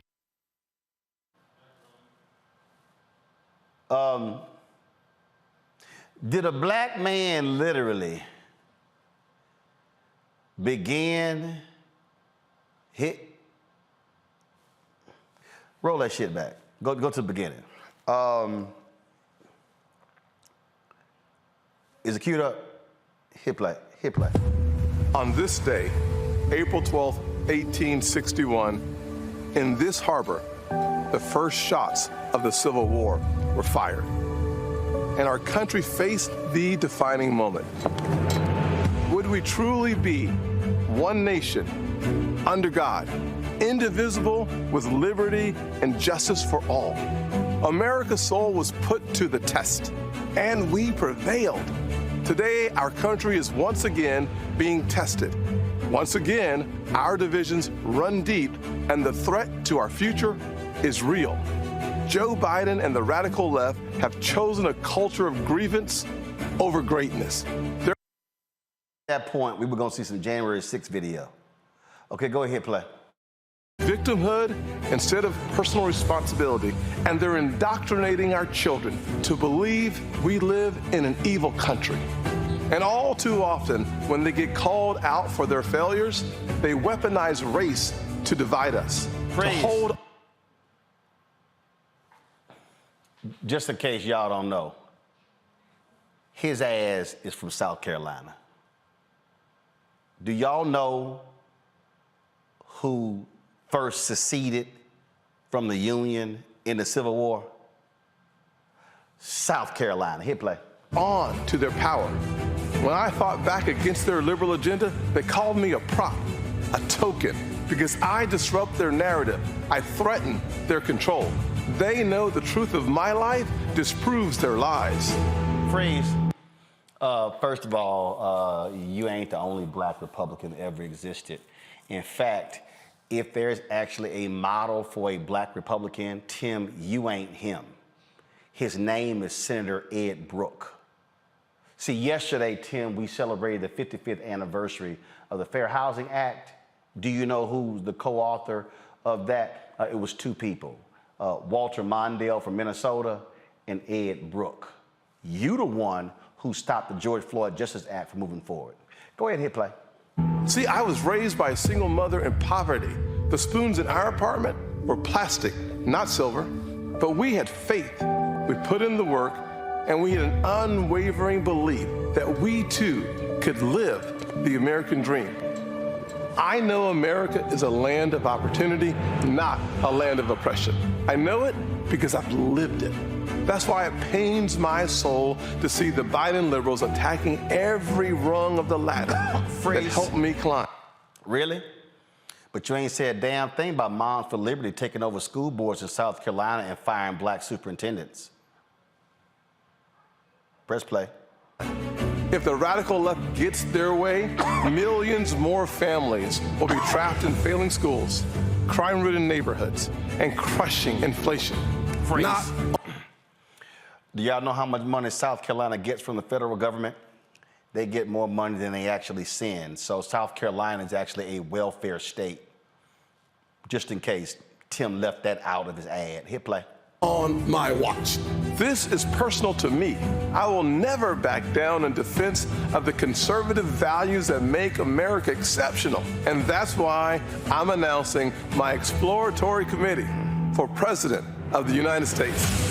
I will defend the Judeo-Christian foundation our nation is built on and protect our religious liberty. I will stand up to communist China and restore opportunities for hardworking Americans to thrive and prosper. I will fight to give every parent a choice in education so their children have a better chance in life. I will defend our borders and our neighborhood streets, and I will protect our most fundamental right, the right to life itself. I bear witness that America can do for anyone what she's done for me, but we must rise up to the challenges of our time. This is a fight we must win, and that will take faith. Faith in God, faith in each other, and faith in America. God bless our United States of America, and God bless you. Which one of y'all want to go take a crack first? I would love to start this. The reason why I want to start this when deconstruct this, I think we're going to have to continue this on another day as well, is I was raised Pentecostal. I was raised Church of God in Christ.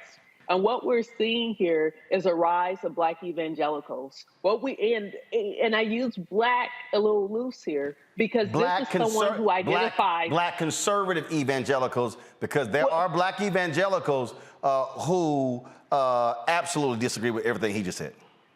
But let me break this down. Tim Scott, like Jason Whitlock, they identify primarily as Christian nationalists. Yep. Being black and being a black man is a distant, I can't even say it's a distant second. It might be 20th on their list of identifying factors. So we see this all throughout this, through this commercial that he put out. Judeo-Christian, which if you talk to people of the Jewish faith, that's a very offensive term. But it's all spread through there with strong conservative evangelical themes. So we're not dealing with someone who identifies primarily as being black. We're identifying someone as a Christian nationalist who rose above the ills of the black community. So I just want to start that there, but I'm going to give the rest of the panelists time to also talk, because we all got a lot to say about this. Robert, go ahead. How you going to do this with like 4 minutes left in the show, Roller? You know we could talk about this for about 3 hours. But this black man went to Fort Sumter, South Carolina, and referenced the first shots of the Civil War and did not say one word about slavery. A black man went to where the Civil War began and did not say the word slavery, did not talk about the sacrifices of the people who died and were tortured and killed. He talked about his mother being a single mother in poverty, but didn't talk about how she got into poverty. Are you saying your mom was dumb, Tim? Are you saying she was lazy, that she didn't know how to lift herself up by her own bootstraps, Timmy? Is that what you're saying about your mother? What the hell is this? Why would you sell yourself out like this just to get beat by 90 points by Ron DeSantis? And just in case anybody is confused by any of this, if anybody, like I say, is confused, let me go ahead and I just want to just show y'all something real quick. Hold on, let me go ahead and get it set up. Y'all, this literally is this is how South Carolina seceded. Go to my iPad. The issue before the country is the extinction of slavery. The southern states are now in the crisis of their fate, and if we read or write the signs of the times, nothing is needed for our deliverance but that the ball of revolution be set in motion. Literally, slavery was in their opening line, Joe, but oh no, he couldn't mention that one. But go on right ahead. And what's bad is running in the Republican Party, they're not going to hold him to account on those issues. So it's going to be interesting to see how much or how little all of that actually comes up. And they'll look at him and say to us, see, you can be like this too. But the fact of the matter is they're thinking of him as more the exception than the rule, more miraculous than indicative. It doesn't make them say there's more like him. It says he's not like the others. So he's not like us. But one thing about presidential campaigns is bad. He didn't get the George Floyd Justice with Policing Act done, consistent with what the Republicans wanted to do and not wanted to do. He talked about faith, but faith without works is dead. But GOP politics and politics in general has an ability to amplify weaknesses, point out inconsistencies, and everything else. And the GOP is going to be the GOP. They'll let him come out for 5 or 10 minutes, and then he'll go right back and sit his behind right back where he was, and he'll continue to do the GOP's bidding. And we'll just see how it goes. Just so y'all know, Robert, go ahead. Just real quick, just as a Judeo-Christian, how does he feel about Donald Trump's prostitutes? All the ones he's paying these hundreds of thousands of dollars. Is that within his Judeo-Christianness, or is he okay with that? Precisely. All right, y'all. First of all, y'all, he ain't even polling at 0.5%. So, look, he ain't got, right now, Tim Scott not going to get above 2% in any poll. Just letting y'all know. But knock yourself out, player. All right, Joe, Rebecca, Robert, I appreciate it. Thanks a bunch, folks. I'll see y'all tomorrow. Don't forget, support us in what we do. Download the Black Star Network app. Please support us in your check and money orders. P.O. Box 57196, Washington, D.C. 20037-0196. Cash App, $RM Unfiltered. PayPal, R Martin Unfiltered. Venmo is RM Unfiltered. Zelle, Roland at RolandSMartin.com. Roland at RolandMartinUnfiltered.com. I'll see y'all tomorrow. But Tim Scott, he ain't gonna be calling us back. Holla! Folks, Black Star Network is here. Oh, no punches! I'm real revolutionary right now. Support this man, Black Media. He makes sure that our stories are told. Thank you for being the voice of Black America, Roland. Stay black. I love y'all. All momentum we have now, we have to keep this going. The video looks phenomenal. See, there's a difference between Black Star Network and Black-owned media and something like CNN. You can't be Black-owned media and be scared. It's time to be smart. Bring your eyeballs home. You dig? Pull up a chair. Take your seat. The Black Tape with me, Dr. Greg Carr, here on the Black Star Network. Every week, we'll take a deeper dive into the world we're living in. Join the conversation only on the Black Star Network.